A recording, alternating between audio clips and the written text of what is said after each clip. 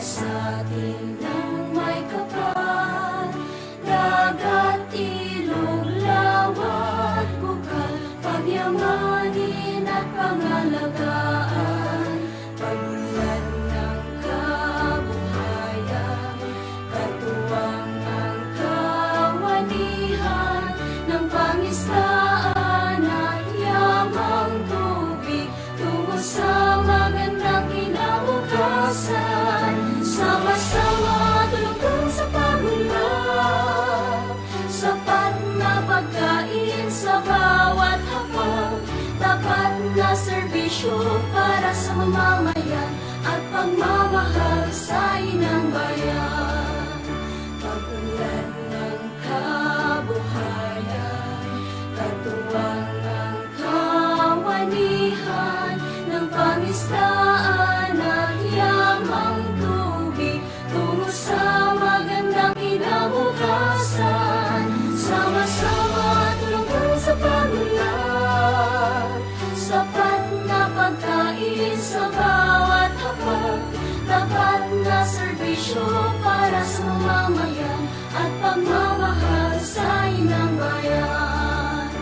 Ipakita sa buong mundo ang galing mangingisda, bayanig maituring. Sama-sama tulungan sa pagunlad, sapat na pagkain sa bawat hapag, tapat na serbisyo para sa mamamayan at pagmamahal sa inang bayan.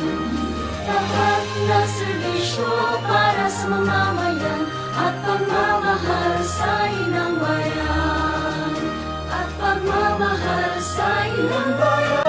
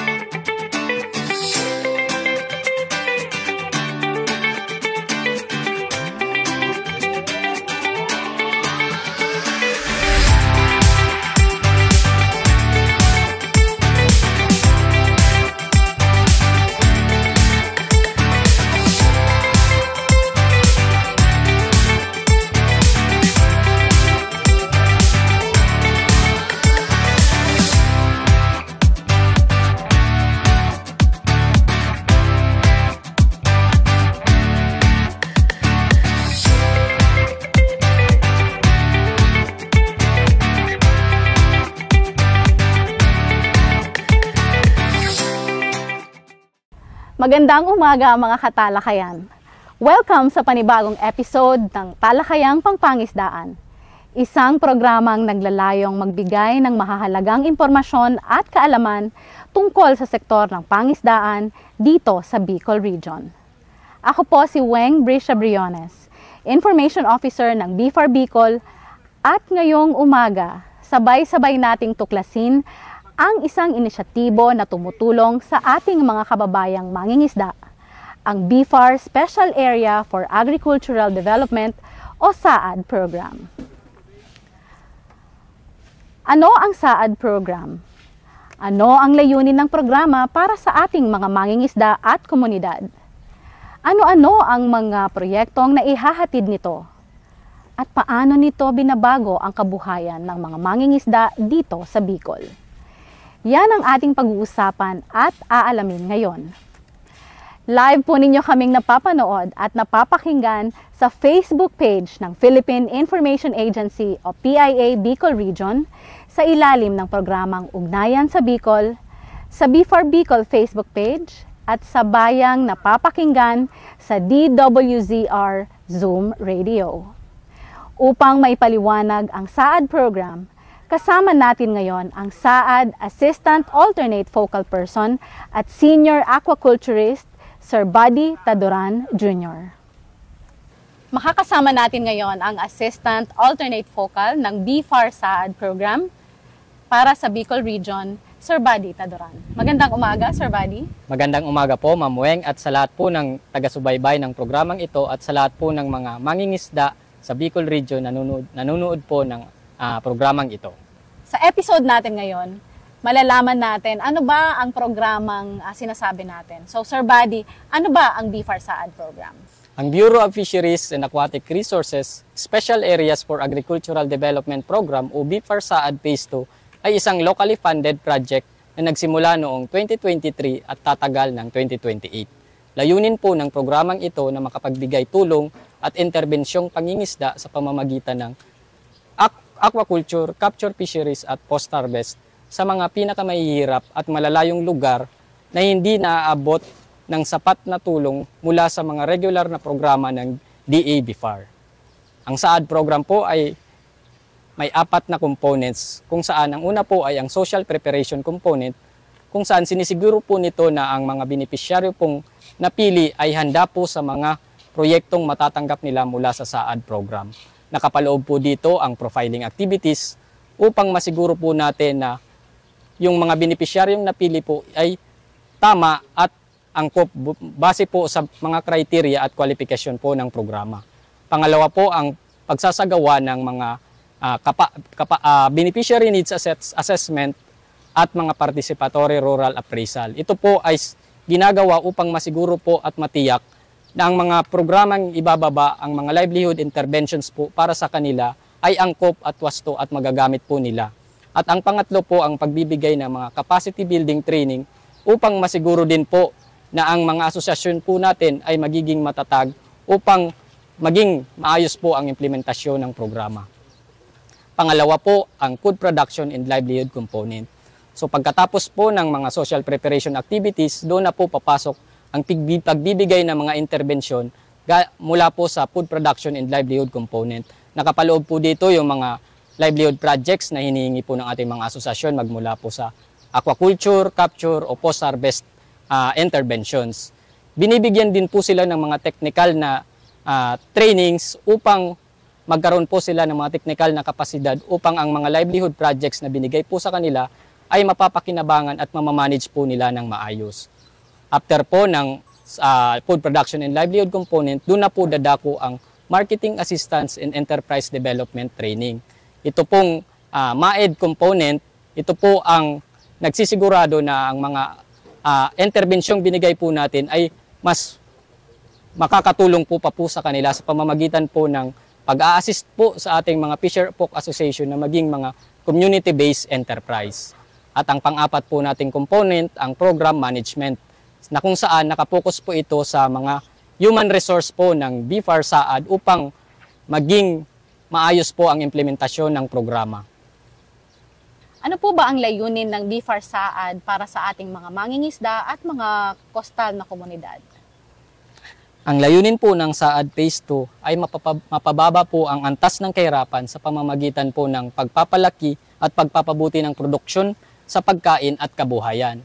Ang pangalawa po, ang pagbibigay ng mga alternatibong pagkakakitaan at ang pangatlong layunin po talaga ng BFAR Saad program is ang pagtulong po sa mga asosasyon natin na mangingisda upang maging mga matagumpay na mga community-based enterprise.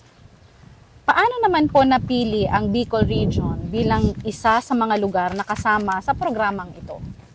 Ang napili po ang Bicol Region dahil kabilang ito sa mga lugar na may mga matataas na poverty incidence batay po sa datos ng Philippine Statistic Authority o ng PSA. Ang mga munisipalidad na sakop ay nasa mga kinabibilangan ng mga top third poorest o yung mga lugar na may mga matataas na kahirapan. Pangalawa po, ang mga kabilang sa 5th and 6th class municipalities base po sa Department of Finance Order number 23-08. Isinaalang-alang din po ang mga datos mula sa kahirapan, mula sa PSA. Pangalawa po, ang mga vulnerability sa kalamidad at panganib. Yung mga coastal areas po natin, mga lugar na may mga matataas na malnutrition at yung mga barangay na nakalista sa DILG na kaugnay sa mga peace and order situation. Ilan na po ba lahat ang benepisyaryo ng programang ito? Sa ngayon po, ang BFAR Saad po ay mayroon ng 40 Fisher Folk Association na binibigyan ng tulong sa buong Bicol Region. Na kung saan po, 12 po nitong Fisher Folk Association galing po sa probinsya ng Camarines Sur na may kabuuang 408 na miyembro. Pagdating po sa probinsya ng Camarines Norte, meron po tayong 5 Fisher Folk Organization na may kabuuang 176 na miyembro. Pagdating naman po sa probinsya ng Sorsogon, meron din pong tinutulungan na 5 Fisher Folk Organization na may kabuuang 178 na members. Pagdating naman po sa probinsya ng Masbate, meron pong 10 Fisher Folk Organization at may kabuuang 223 na miyembro. And pag province of Albay po with 4 pong POs na may kabuuang 131 individuals, and ang pang-anim po ang probinsya ng Catanduanes na may 4 din pong Fisher Folk Organization na may kabuuang 110 na miyembro. So ano-ano naman po ba yung mga pangunahing tulong o kaya naman po ay mga intervensyon na ibinigay ng BFAR-SAAD sa mga mangingisda natin dito sa Bicol? Mula po nung nagsimula ang BFAR-SAAD program sa Bicol noong 2023, marami na po tayong mga naibigay na tulong ang programa sa mga Fisher Folk Associations po natin. Unang-una po nito yung pagdating sa social preparation na kung saan sinisiguro natin na ang mga Fisher Folk Association ay handa sa mga tulong na ibibigay sa kanila. So nagsagawa po ng iba't ibang trainings, capacity building trainings para mas matulungan po ang asosasyon na mas maging matatag ang samahan nila. Nakapaloob po dito yung mga training sa organizational development, financial literacy, leadership trainings, and yung mga gender and development. Pagdating naman po sa food production and livelihood intervention, pagdating sa capture fisheries, ang BFAR-SAAD po nakapag-provide na ng intervention sa pamamagitan ng pagbibigay ng fiberglass bangka na kung saan noong 2023 nasa 141 units ang naipamigay at noong 2024 ay mga 57 units ang naipamigay. Nagbigay din ng mga tulong sa pamamagitan ng mga fishing gears gaya po ng mga payaw, gill net, long line, ring net, hand line, fish finder at mga hook and lines. Pagdating naman po sa tulong sa aquaculture sector, nakapag-establish din po ang BFAR-SAAD ng mga techno-demo projects. Sa kasalukuyan po, meron tayong techno-demo projects for tilapia culture na kung saan nasa higit 11 hectares ang fish pond na natutulungan ng SAAD program na nakapagbibigay ng produksyon sa Bicol Region. Ang tulong na binibigay ng BFAR-SAAD pagdating sa mga techno-demo projects ay ang libreng feeds, fingerlings at yung mga ibang mga farm inputs. Meron din po tayong techno-demo projects sa bangus na kung saan meron po tayo sa fish pen at sa fish pond. Ganun din po ang binibigay na tulong yung mga libreng feeds, fingerlings at yung mga farm inputs. Meron din pong project na binigay yung oyster culture at yung seaweed culture projects pagdating sa aquaculture. Pagdating naman po sa post-harvest support, nakapagbigay na po ang SAAD program ng mga post-harvest utensils, smokehouse, and mga stainless table at yung mga raw materials na ginagamit po nila sa pagproseso ng mga produkto nila. Nagbigay din po, pwera po ng mga livelihood intervention, ay binigyan din po sila ng mga technical trainings upang masiguro nga po na yung binigay sa kanilang programa, mga proyekto, ay magagamit po nila ng wasto at mapapakinabangan po. Gaya po ng mga trainings on tilapia culture, bangus culture, seaweed culture, oyster culture. Pagdating naman po sa capture fisheries, binigyan po sila ng training sa repair and maintenance ng fiberglass boat making, mga net mendings, and pagdating sa post-harvest po is yung mga innovative technology in value adding po. Yun po ang mga intervention na ibigay na po at ibibigay pa ng SAAD program. Paano naman po ba yung proseso ng pagpili ng mga benepisyaryo para sa programang ito? Ang proseso po ng pagpili po ng benepisyaryo po ng SAAD program, unang-una nga po is yung batay po sa datos ng kahirapan po nila, yung base sa PSA, yung may mga matataas pong poverty incidence, yung mga lugar po na kabilang sa tinatawag po natin mga top third poorest, at yung mga lugar po na under sa 5th and 6th class municipalities. Yun po yung mga naging paraan ng pagpili po ng beneficiary ng SAAD. Pangalawa po is yung mga formal group, mga accredited and registered group po below poverty threshold. Yung mga registered po sa RSBSA or fish are registered, at ang importante po is yung mga asosasyon po na hindi pa nakatanggap ng kaparehong intervention mula sa BIFAR sa loob ng 2 taon. Sa ngayon, Sir Bads, ano po ba yung mga ongoing activities ng BIFAR Saad? Sa kasalukuyan po, patuloy po ang implementasyon ng BIFAR Saad program kung saan ngayon po ay nasa 3 years na po tayo ng implementation. So ang mga activities po namin ngayon na naka-line up is yung patuloy na pamimigay ng mga livelihood intervention. Yung mga capacity building po sa mga Fisher Folk organization natin, continuous pa din po. Yung mga social preparation activities po, lalong-lalo na po doon sa mga bagong beneficiary po natin ng mga LGU at mga Fisher Folk beneficiaries. And ongoing na din po ngayon yung pagpapakilala ng mga marketing assistance and enterprise development para sa pagtatayo po ng mga community-based enterprise. So dahil nga po, nasa 3 years of implementation na tayo ng SAAD program, so nasa pag-transition na po tayo sa MAED para po matulungan na po natin sila sa kung ano man pong enterprise ang kanilang susubok. Base naman po sa inyong assessment o kaya sa inyong pananaw, ano na po ba ang naging epekto ng SAAD program sa kabuhayan ng ating mga mangingisda? So sa ngayon po, sa pamamagitan ng SAAD, nagkaroon ng dagdag kaalaman at kakayahan ang mga mangingisda sa pamamahala ng kanilang kabuhayan. Lumago ang kanilang produksyon, tumaas ang kita, at unti-unting naitatag ang mga asosasyon bilang mga community-based enterprise. Ang resulta po nito, mas matatag na samahan at mas maayos na pamumuhay ng kanilang pamilya. Pwede niyo po bang maibahagi sa ating mga taga-subaybay yung kung may mga kwento na tayo ng tagumpay, ng mga mangingisda at mga asosasyon na naging benepisyaryo natin? Isang magandang halimbawa po nito ng tagumpay na ay ang ilang mga Fisher Folk associations po natin sa ilalim ng SAAD program na hindi lamang nakapagpalago ng kanilang produksyon, kundi nakapagbukas na rin po ng kanilang sariling mga savings account mula sa kanilang kita. Ang simpleng hakbang na ito ay malaking tagumpay dahil nagpapakita ito na natututo silang mag-impok, magplano para sa mas matatag na kinabukasan at maging responsable sa pamamahala ng pondo ng kanilang asosasyon. Meron na din po tayong mga Fisher Folk Association na may mga pwesto na din po sa merkado. Iyon na po ang parang mga enterprise nila. May mga pwesto na po sa wet market na nagtitinda po ng mga isdang produkto nila. Meron na din pong mga nagbabalyo adding, gaya po ng tinapahan sa Sorsogon. Yun po ang isa sa mga magandang resulta po ng SAAD program. Isa ang pamalakayang asosasyon ng Kapalonga o PAAKAP sa mga benepisyaryo ng SAAD program Phase 2. Ang asosasyong ito ay binubuo ng 48 na mga mangingisda sa Kapalonga, Camarines Norte. Sa ilalim ng programa, nakatanggap ang asosasyon ng mga pangunahing farm inputs gaya ng fingerlings at feeds, gayon din ng teknikal na pagsasanay at regular na monitoring upang matiyak ang maayos na pamamahala ng kanilang palaisdaan. Nitong Agosto lamang, nakapagtala ng malaking tagumpay ang PAAKAP matapos anihin ang kabuuang 4,226 kilo ng bangus na nagbigay ng 709,380 pesos na kita mula sa kanilang culture period na isinagawa mula Marso hanggang Agosto.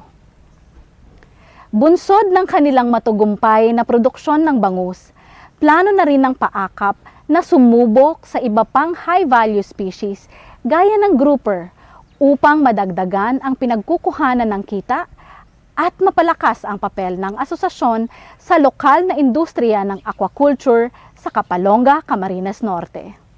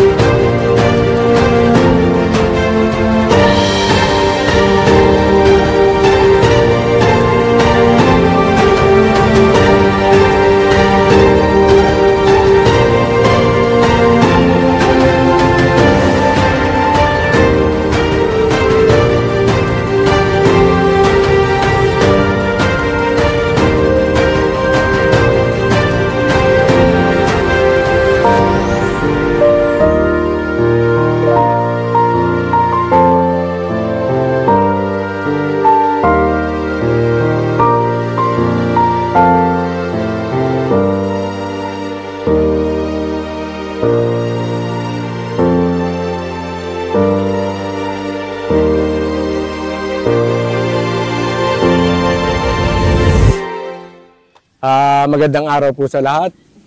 Ako po si LD Posigismo, ang kasalukuyang Pangulo po ng Pamalakayang Asosasyon ng Kapalungga.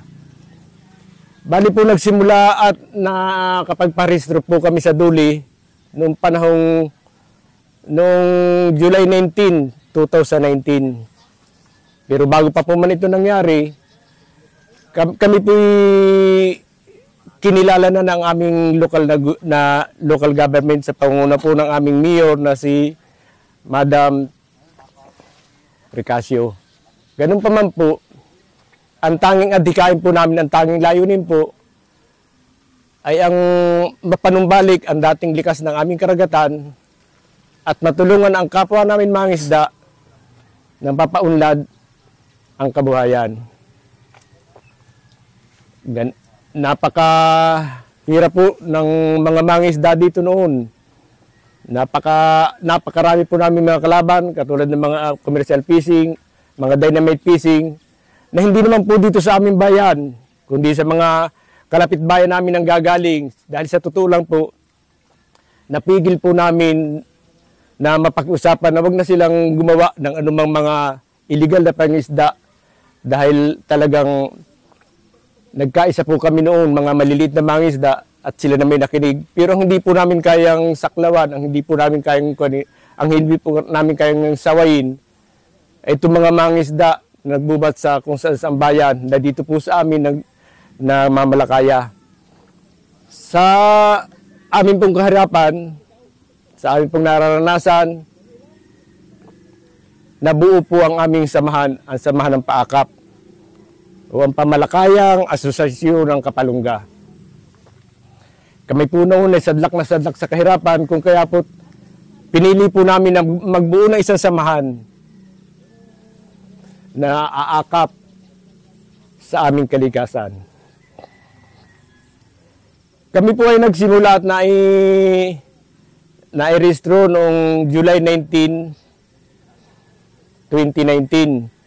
Pero dati pa po, nung mga nakarampa, may isang samahan na po dito ang Samaka, na ako rin po ang Pangulo at ako ang naging leader ng Bantay Dagat, buhat po noong 2013. Ang una pong naibigay sa amin ay yung payaw, na bagamat napakaganda po at napaka-importante sa amin, kaya pinili namin yun, pero po hindi naging matagumpay sa dahilan pong napakaraming mga komersyal dito na agad-agad ay sinalan tayo. Napakaganda na sana ng mga nahuli namin doon sa mga payaw namin. Talagang sabi ko, napakalaking tulong ito. Pero ang mahirap po, hindi po nagtagal, ito po yung naubos din na salanta. Kaya po, nung bumalik ulit sa sinabi nila, 6 na taon ang tulong nila sa amin, pinili po namin yung pag-aalaga na ng bangus. Sapagkat po, inisip ko po sa aming mga kasamahan na hindi na siguro naman kinakailangang manghuli pa tayo, kaya naman natin mag-alaga. Bali po ngayon ay 2 taon pa lang yung programa na pag-alaga namin ng bangus. Nakatanggap po kami ng libreng lambat, libreng mga kawayan, mga pilig, similya at saka bahog. Napakalaking biyaya po nun para sa amin. Kaya po ito aming pinangangalagaan. Nung unang harvest po namin, napakaganda po medyo maganda-ganda rin yung aming nakuha. Pero naging collective po kasi ako. Tinitingnan ko yung mga ibang mga pispan, mga ibang pispin sa Santa Elena na napakaganda ng kanilang pag-aani. Samantalang kayo, bakit gano'n lang, nasa 200, at least yung 20,000 pong similya, nakapag-aani lang po kami ng mahigit 2 tonelada nung una. Yun po, inalam ko po kung anong pamamaraan nilang ginagamit, kung anong pamamaraan nilang ginagawa, kung bakit napapaganda nila ang kanilang pispan. Kaya po, yun, unti-unti po nahubog ang aming kaalaman, naalaman namin lahat-lahat ng mga sekreto. Kaya po sa ngayon, yung susunod na harvest namin, gumanda-ganda na, nasa halos kulang-kulang na sa 5 tonelada. Pangalawang stocking po namin ng bangus, inirequest po namin sa SAAD na medyo agap-agapan, aga-agahan ang bigay sa amin. Marso po, nabigyan kami ng similya at nariyan na rin yung pambahog, halos kumpleto na. Nailagay na po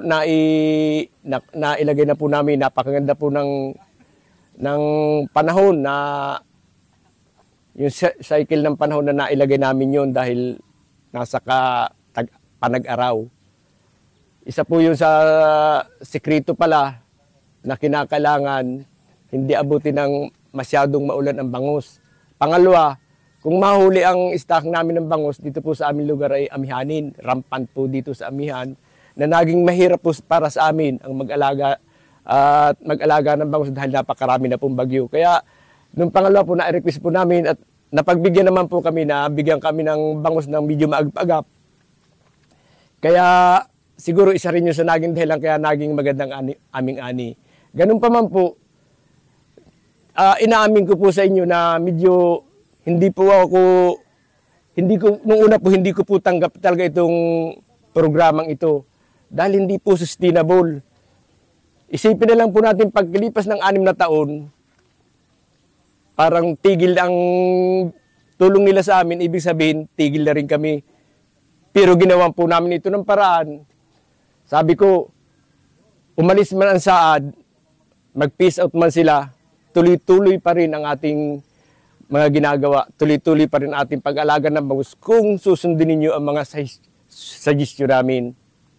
Ipiniliwanag ko pong maigi sa aking mga membro at ito hindi naman po nila tinanggihan, mga tuwan-tuwa nga sila dahil nalaman nila na may maganda itong hinaharap, may maganda itong kinabukasan, itong pinaplano namin. Noon po, nagpilit impok po kami at kami nakaipon po noong unang harvest namin ng halos ay mahigit 100,000. Ibinangko po namin ito at lakas loob po namin na isinabay. Ngayong pangalawang taon na mag-stocking kami, ibinili na rin po namin ito ng 20,000 na similya ng bangus. At ito po sa kasalukuyan yung sarili namin ay naroon pa po sa ngayon sa Piskid at sa December na ang harvest nito. Nung mag-harvest ulit po kami nitong second harvest namin, nagbawas po, hindi po uli namin lahat pinarty, hindi kami nagkaroon ng tigka-kaunti lang po ang aming binawas, tigta 30,000 lang nga po yung aming naiuwi sa aming pamilya. At yung iba po, mas malaki po yung nai-impok namin sa bangko muli. Dahil talagang ang kuwang ko po, ang adikain ko po talaga, ang kuwang ko, maipagpatuloy-tuloy itong programang ito dahil napakaganda. Mawala man ang SAAD, mag-peace out man sila, pero kami tuloy-tuloy. At hindi pa po dyan nagtatapos. Ang mga pangarap po namin, mag-alaga pa kami ng grouper, yung hindi lang po sa bangus kami didipindi, doon sa aming mga, ito po doon sa aming mga naipong pundo.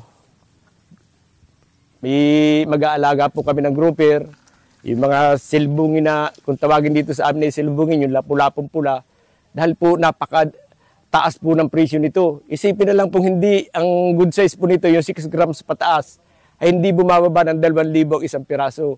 Pagkatapos po, nung minsan nga po na-experience ko na Chinese New Year, yung good size po, umabot po ng nasa 8,000 isang piraso dyan sa larap. Ganun pa din po, iniisip ko pa rin po na in the meantime po na nag-aalaga kami ng bangus, makapag-culture po kami ng talaba at saka tahong. Sapagkat hindi naman po ito masyadong alagaan. Hindi naman po ito kinakailangan bahugan namin araw-araw. Sa oras siguro nagbabantay kami doon ng bangus na may mga tahong kaming nakatanim na kinukulture. Siguro po malaking tulong ito sa amin at ang importante po malaman namin dito ng taong bayan, malaman ng lahat ng mga mangisda dito sa aming bayan na pwede pala dito ang tahong. Napaka-importante po dapat magaya nila. Kung magkakaayos kami, magaya nila kami. nung pangalawang harvest po namin, mahigit 4 na tulinada po, kung di po ako nagkakamali, mga 4.2 tons. At umabot po ito ng halagang 709,000. Medyo po napaganda nga dahil nasabi ko nga, maganda po yung pagkakabigay sa amin ng similya. Malulusog po. Yan palang hindi pala basta-basta rin yung pagtanggap ng similya. Kinakailangan pala yung hindi masyadong malayo ang pinanggagalingan para hindi masyadong stress. At kinakailangan pala talagang sa pag-stocking pa lang, diyan sundin natin kung ano mga training na itinuro sa atin para hindi magkaroon ng bunilyaso. Po nakatulong po ito sa amin dahil una po, napakaganda po na talaga ng programa. Lahat po kami nabigyan ng ekstrang kita na hindi man talaga napakataas, pero para kami nag-i-investment. Iniisip po namin investment ito na 6 na araw po kaming maglalaot, mamalakaya, yung ikapito po mag-duty kami. Hindi po namin nalalaman na pagdating ng araw o pagdating ng mag-harvest kami, napakalaki ng biyaya ang aming natatanggap. Sabi ko nga sa kanila, bagamat mga nakakapagod talaga at hindi trabahong tamad po talaga ang pagpipispin, kinakailangan po talaga ito ang sipag. Dahil araw-araw po kinakailangan libutin namin ang lambat, sisidin at linisin ang lambat. Yung pa lang po napakalamig, kinakailangan magsakripisyo kami. Pangalawa po, kinakailangan din maya't maya ay pagbabahog. At ang isa pa po, kinakailangan din po pala nito ang tapang dahil napakarami mga kalamidad na nadaan. May mga kasamahan nga pa ako na talagang tinitiis nila. Ako'y hanga po sa mga kasamahan ko na tinitiis nila na lahat para mapagtagumpay lang ang programang ito. Na may inaabot sila ng bagyo. Pero pag pupunta namin umaga, hindi po hirap ang makikita nyo sa kanilang mga mukha. Mga nakangiti pa rin sila. Dahil tanda po ito na talagang mga interesado sila, desidido at mahal na mahal nila ang programa. Talagang plano po namin, makuha po namin yung mission namin na mapangalaga ng aming karagatan at mayangat ang antas ng pamumuhay ng mga kasapi. Ganun pa man po nagsimula na kami. At sa palagay ko darating ang panahon, matutupad na yung pangalawa naming adikain. Kahit pa paano matulungan, maiangat ang pamumuhay ng mga miyembro namin. At katulad nga po nung sinabi ko sa iyo kanina, hindi po kami nagtatapos diyan sa pag-aalaga lang ng bangus. Mag-aalaga kami magkukulture po kami ng talaba at saka tahong. At saka isa pa pong iniisip ko yung pagkukulture po ng sea cucumber o yung balatan. Napakaganda po pala ng pamilihan yan dahil for export. Kaya ang maganda pa po nito, hindi rin masyadong inaalagaan dahil hindi kinakailangan magbahog. Kinakailangan lang magsimilya lang ng mga hanggang 10 malalaking balatan yung first class at ito'y patuloy-tuloy na manganganak at ani na lang ng ani. Ito'y po sa loob po ito ng mangrove area ay kinakabit. Ang lahat po ng siguro po sasabihin na nakakapakinig sa amin masyadong mataas, masyadong matayo ang mga pangarap namin. Samantala nagsisimula pa lang kami. Yan po'y pangarap pa lamang na sisikapin naming masunod, sisikapin naming matupad sapagkat kami naman po'y nagkakaisa-isa. Matibay na matibay po ang pagkakaisa namin at iisa ang layunin namin ang makatulong sa aming bayan. Ano po yung mga balakid na inyong naranasan doon sa habang nag-i-implement po kayo ng inyong project? Una po ay yung mga kalamidad nga, bagyo, na minsan nga kung hindi ko lang malaman kung anong bagyo nung nakaraan taon, na talagang dadaan dito sa aming lugar ang signal number 5. Halos di na po ako makatulog magdamag noon. Sapagkat may 2 tao po ako na nagbabantay doon sa fish cage. naisip ko po noon na, Diyos ko, ano na kaya nangyayari doon sa fish cage namin. Pangalawa po, yung po nagbabantay, maging ligtas pa kaya sila. Samantalang rampant po talaga yung lugar namin at nalalaki rin ang alon bagay amihanin, lalo na po pag may bagyo. Yung po panahon. Pangalawa, simple po yung pagkakasakit. Pagkakasakit po dahil hindi kami, inaamin po namin, kulang kami sa kaalaman. Hindi, nakakuha po namin, nangangamatay na lang. Hindi po namin malaman kung ano ang dahilan. Yung po, hindi po kami natigil. Pumupunta nga, katulad ng sinabi ko po kanina, pumupunta kami sa mga lugar na kung sa may fish cage at tinatanong namin, ano ang dahilan kaya sa pagkamatay ng aming kuwan. Ikinikwento ko sila, nakikipagpalitan ako ng kuro-kuro at kinukulikta ko yung mga kaalaman para mapagtagumpayan namin ang aming programa. Yung pala may pagkakataon pala na yung biglang mainit ang panahon at biglang uulan, kinakailangan palang hindi namin babahugan yan. Sapagkat yung mga lupa sa ilalim ay nababaw. Ay pag bihawagan namin at nakain ng bangus, laso na pala yung lupang yun. Kinakailangan din po pala na para parati bago mang-stocking ay iba-vacuum yung pinagkunan namin, yung dati namin pinagkulungan. Dahil ito po'y napakakapala ng ipot ng bangus, ito po pala lason. Kinakailangan din po pala araw-araw, kung hindi man araw-araw ay lilinisin namin lambat, parang oxygen po ay magandang papasok sa aming fish cage. Yun po ang marami pa po kami natutunan at talagang miski po yung mga kasamahan ko, may isasuggest yun na ganito pala anya press ang maganda, ganito pala anya press ang maganda, lalo na po yung pagpapatibay namin ng fish pin. Talaga pong ginagawa namin, tulong-tulong namin ginagawa. Bagamat kami hirap na, nahihirapan din naman, lalo na pag nangunguha ng kawayan, nangunguha ng pilig. Pero sabi ko nga sa kanila, ang katapat-anakin ng hirap ay pahinga lamang. Pag nahihirapan tayo na pag napapagod, kinakailangan lang pahinga at yan nangyayari naman sa tuwing gabi. Pero ang katapat ng pagtsatsaga ay ang biyaya. Na naranasan po namin nung 2 harvest namin, napakalaki po nang naitulong sa amin. Yung sabi ko nga, hindi kahit nga po yung aking mga kasamahan na sana yung mga naiuwi ninyong pira ay ibili ninyo ng kapaki-pakinabang. Meron pong nakabili ng makina nga. Meron namang nailagay nila, naipagpaaral sa mga anak. Meron nakapagpagawa ng bahay po, naipagpa-repair ng bahay. Merong nakabangko pa at di pa malaman kung anong pagkakagastusan. Pero karaniwan po ako po nakabili ng makina na napakalaking tulong po para sa amin. Ano-ano po yung mga na-receive niyong training doon sa SAAD program? Ito po yung organizational development na kung saan po ay talagang yung kinakailangang malaman namin, yung paghawak ng samahan, kung paano ito mapapaganda. Ang pangalawa ay ang financial, yung tungkol po sa financial literacy.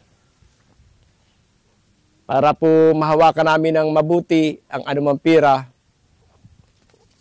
makapaghawak na may dumating man pong mga taga-ibang lugar na mag-audit sa amin kung saan namin ginamit ang aming pira, may mga nasa bank po kami.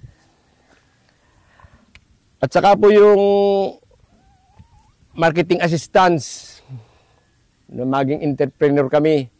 Napakahalaga rin po nung training na yun dahil hindi naman kinakailangang buo na isda lang ang ibibinta namin. Mas maganda po pala yung magiging entrepreneur kami, magiging negosyante na kami para mas lalong mapamahal ang aming bangus. Sabi nga nung nag-training sa amin, nasa amin ang raw materials, nasa amin ang bangus. Madali na sa amin para pasukin ang mga ganitong negosyo. Ako po yung nagpapasalamat sa BIPAR SAAD program sa napakalaking tulong nila sa amin. Napakaswerte po namin dahil sa napakarami pong mga asosasyon. Di naman dito sa Kapalungga kami ang napili, kaya ito yung amin pong pinahalagahan. Pangalawa po, nagpapasalamat din po ako sa local government dahil nakiisa sila sa amin, tuwan-tuwa sila sa aming ginagawa. Lalo na po yung nang sabi po ko po sa aming punong bayan, yung aming mga pagpaplano, sabi nila willing daw naman silang tumulong kung talagang kinakailangan. At higit po, ganun din po sa aking mga kasamahan, na bagamat mga pagod na pagod, mga napapagod, pero nakikita ko ang dedikasyon nila sa programa. Siguro po hindi sapat ang salitang salamat para maiparating ko sa kanila ang taos-puso namin thank you. Siguro, ang sa akin po, maramdaman po sana nila ito sa pamamagitan ng aming pagpapalaga sa programa. Sa pamamagitan ng miski wala na sila, ay tuloy-tuloy pa rin kami. Tuloy-tuloy pa rin kaming magpipispin, tuloy-tuloy ko pa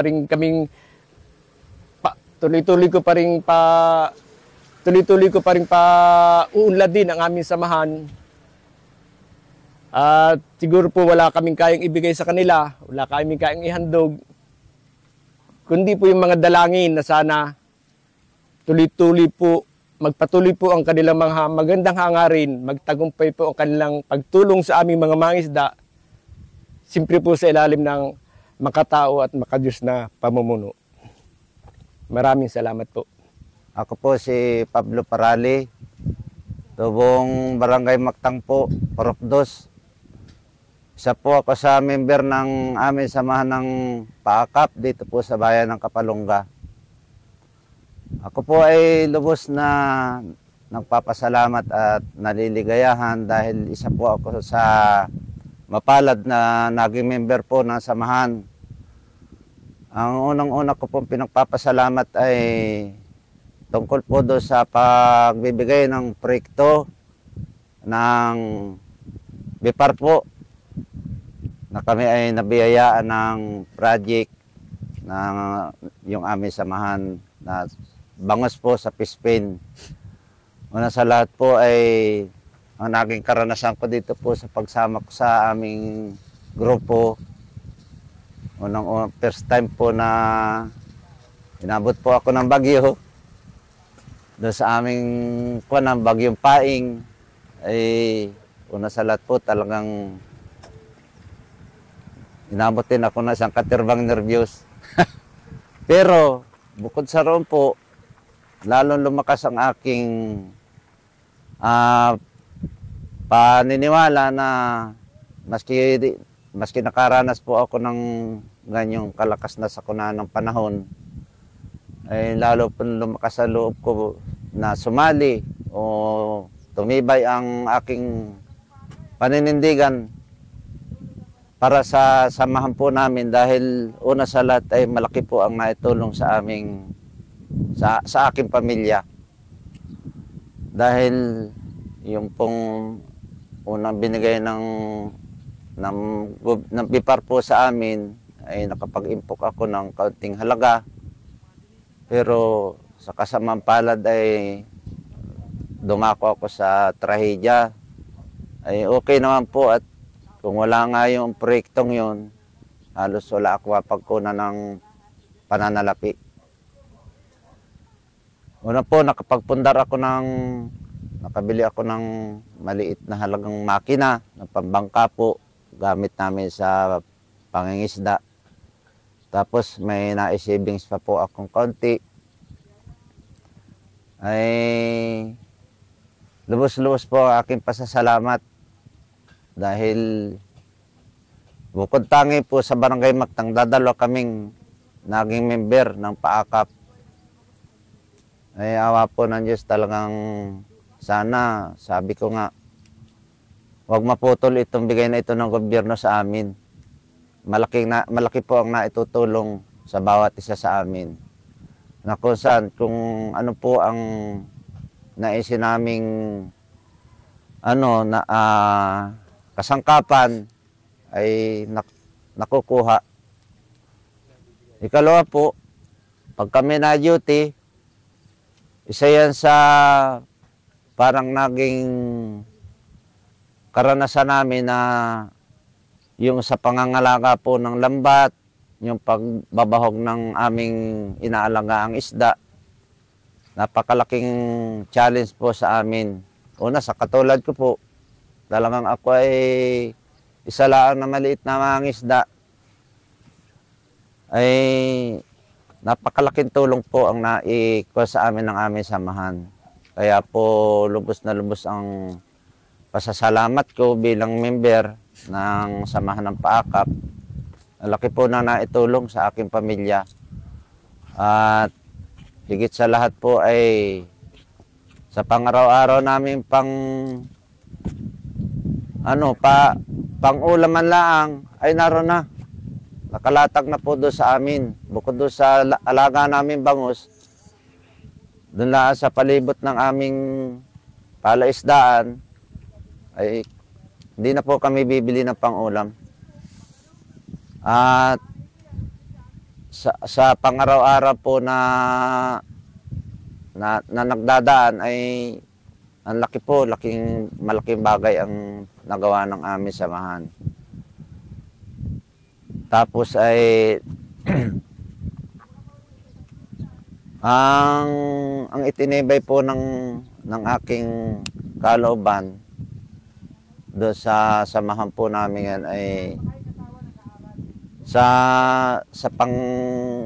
pag kami po ay na duty sa aming palaisdaan na inaalagaan ay halos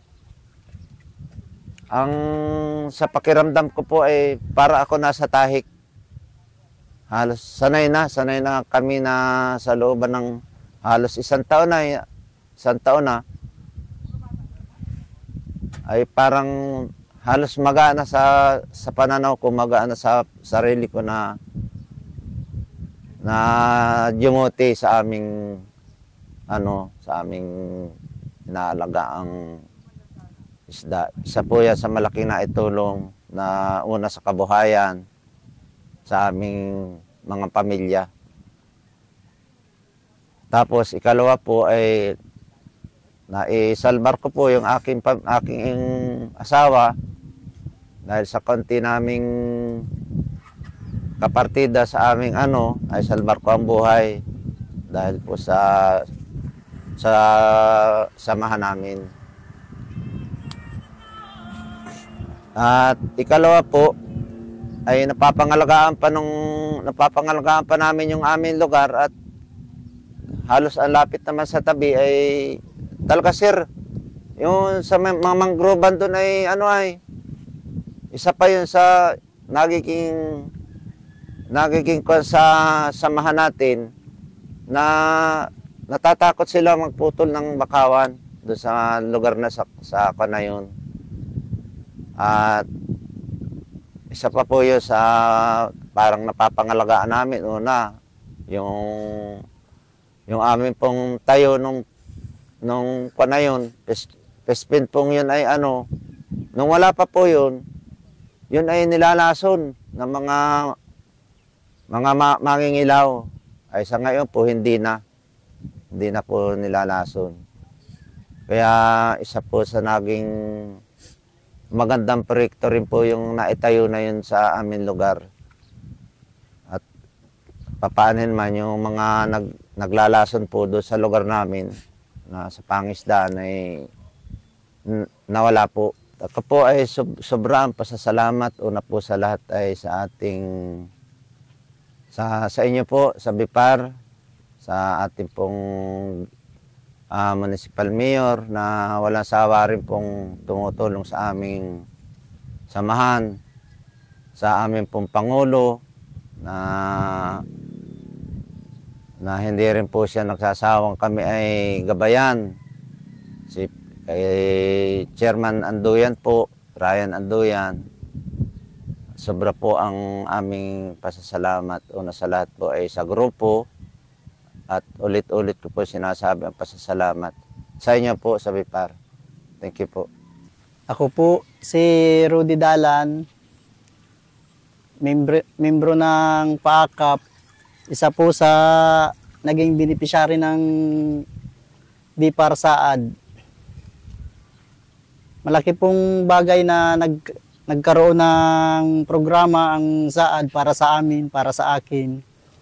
Dahil malaki po ang naitulong nito sa aking pamumuhay. Unang-una po sa aming pamamalakaya sa pandagat, sa pangingisda. Hindi naman po talaga totally na agad-agad kaming nakakaipon ng pera para may maipampagawa kami ng bangka ng aming mga bangka, ng mga pang-repair sa bahay. Dahil po sa binigay ng programa ng Saad, yun po, nagkaroon po kami ng kagandahan sa pamumuhay kasi habang kami po ay naghahanap buhay, hindi namin inaasahan na mayroon kaming naiipon dahil po sa programa na naibigay na ito. Dahil po sa kanila, nagkaroon po kami ng kaalaman at napakalaki po ng kaalaman na naitulong sa amin sa pagninegosyo na yan. Kahit po wala na ang Saad, itutuloy pa rin po namin hanggat kakayanin po namin hanggang maging maganda po talaga ang aming pamumuhay.